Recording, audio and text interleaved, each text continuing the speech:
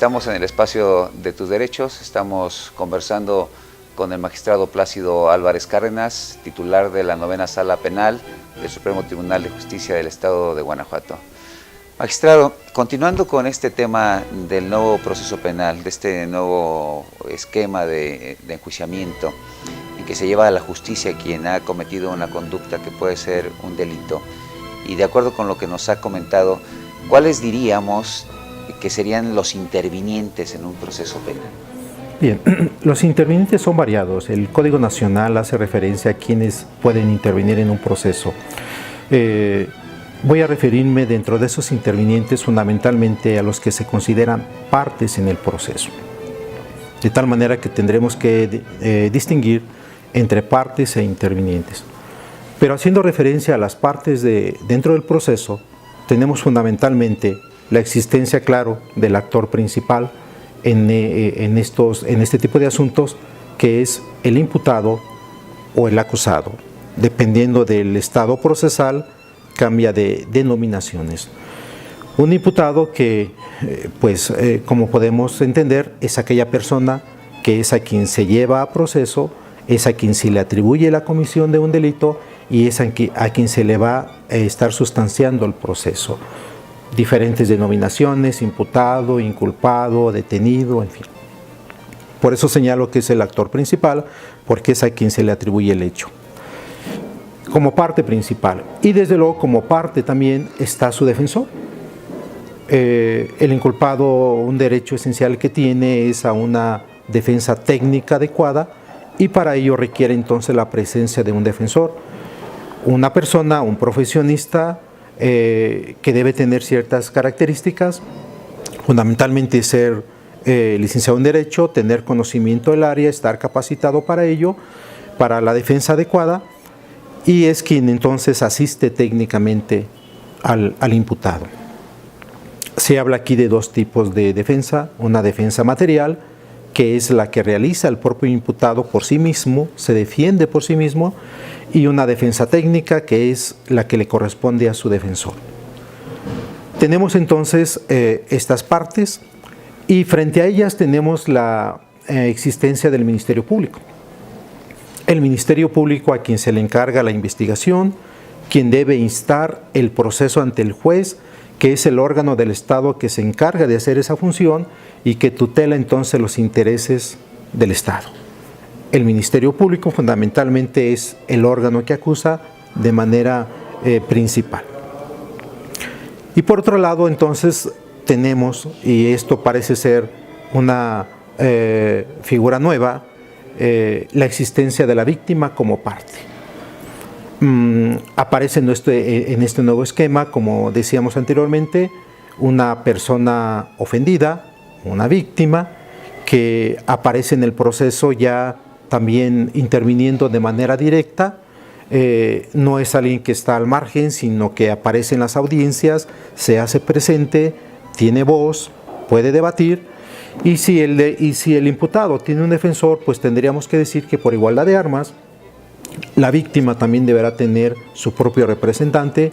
Ya mencionábamos su asesor jurídico, que debe reunir las mismas condiciones, las mismas características que el defensor. Tendrá que ser un abogado con conocimiento del sistema penal y desde luego con conocimiento de los derechos de la víctima. El asesor victimal, que es quien va a tutelar esos derechos, que no necesariamente se identifica con el Ministerio Público como se hacía anteriormente. Anteriormente el Ministerio Público era quien representaba a la víctima, ahora ya se hace esta separación y es el asesor victimal quien viene a tutelar los derechos de la víctima. De tal manera que ahora podríamos decir que tenemos tres partes: el inculpado con su defensor, el Ministerio Público y la víctima con su asesor victimal. Son estrictamente las partes que forman este proceso y claro, están frente al juez, que sin duda alguna no es parte, es quien dirige el debate y finalmente quien decide este. En este esquema, el imputado, y como lo ha mencionado, tiene una serie de derechos.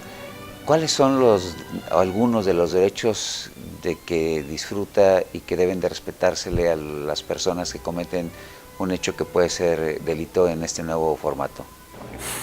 Desde la Constitución Política de los Estados Unidos Mexicanos hasta el Código Nacional, la Ley del Proceso Penal, hay una lista larga de los derechos que el imputado tiene durante su proceso y desde la investigación.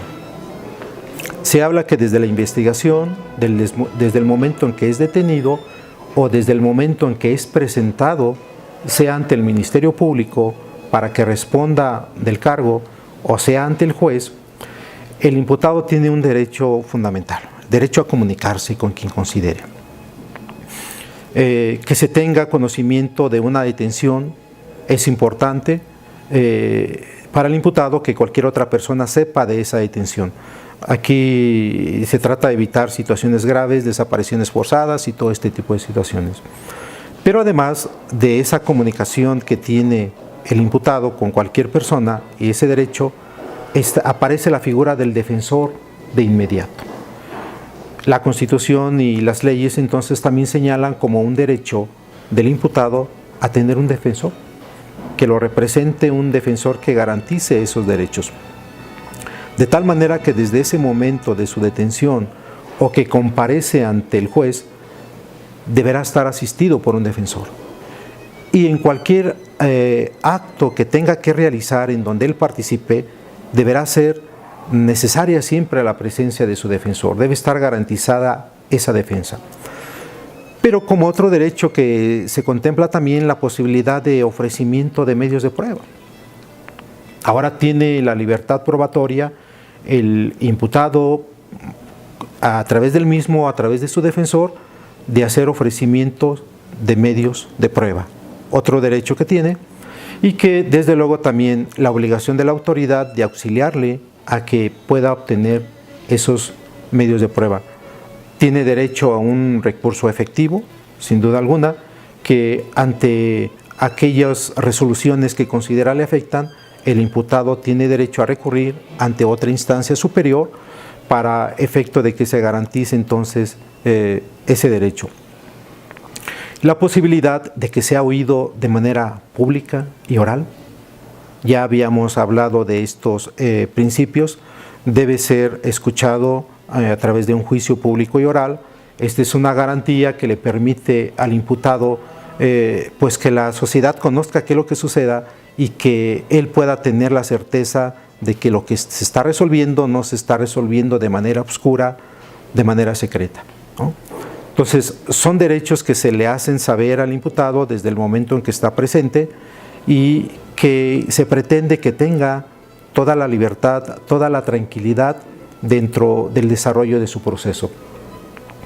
A mí me parece muy interesante la forma como nosotros hemos aprendido el proceso penal y lo hemos entendido como un escudo protector del imputado.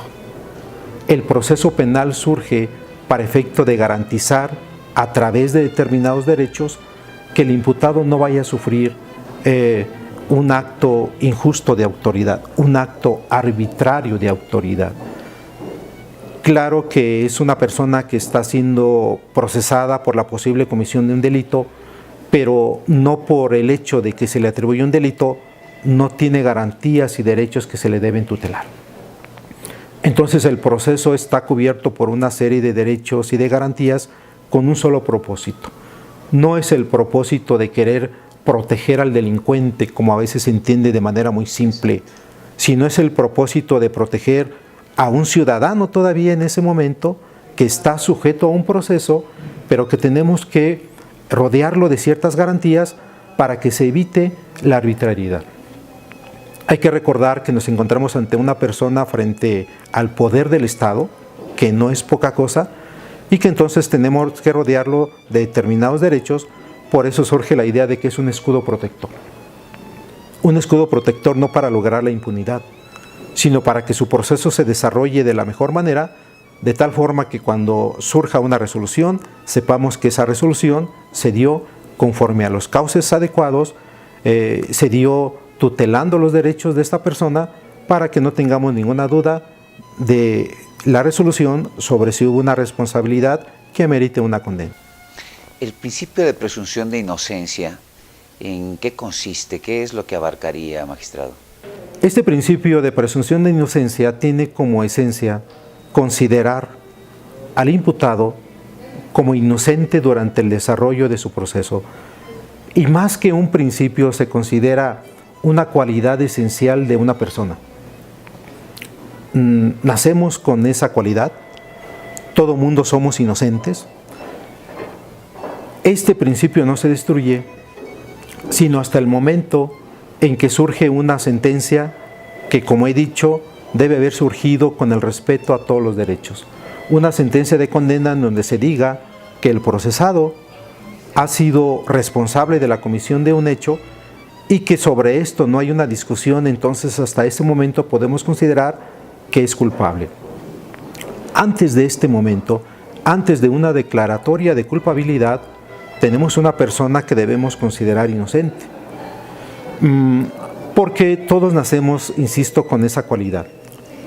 El principio de presunción de inocencia podemos entenderlo desde dos vertientes. Una vertiente intraprocesal, una vertiente que tiene que ver con el proceso, dentro del proceso, en donde tenemos que hacer consideraciones del imputado en el momento en que se le está procesando, en el momento en que se está llevando a cabo su juicio.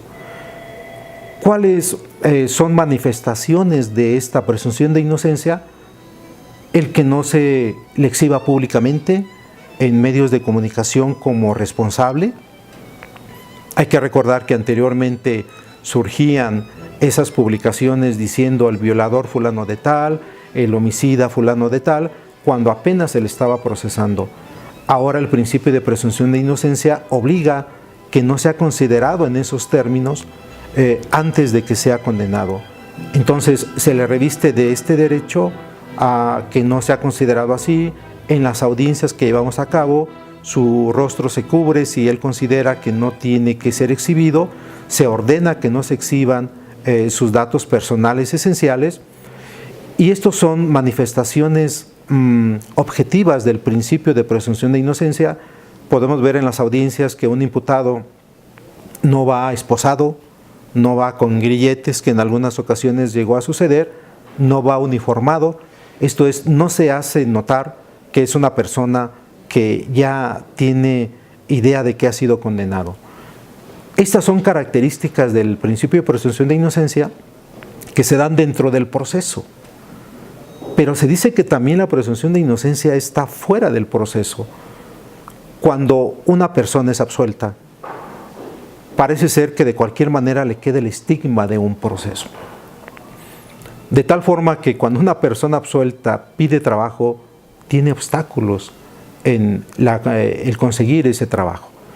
De tal manera que se dice que este principio de presunción de inocencia no solamente opera dentro del proceso, debería operar fuera y hacer efectivo su derecho que tiene una persona absuelta a tener un trabajo lícito sin ningún inconveniente.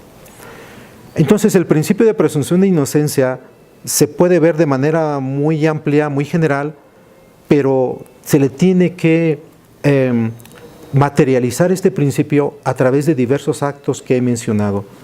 No acudir esposado, no acudir uniformado. Se trata de evitar en la mayor cantidad de casos una prisión preventiva. Se trata de que no se le difunda públicamente como responsable del hecho, y es una serie de actos entonces que componen este principio de presunción de inocencia que todo mundo deberíamos. Voy a hacer una nueva pausa, magistrado, si me permite. Estamos hablando de los llamados juicios orales, del nuevo proceso penal. Volvemos en un minuto.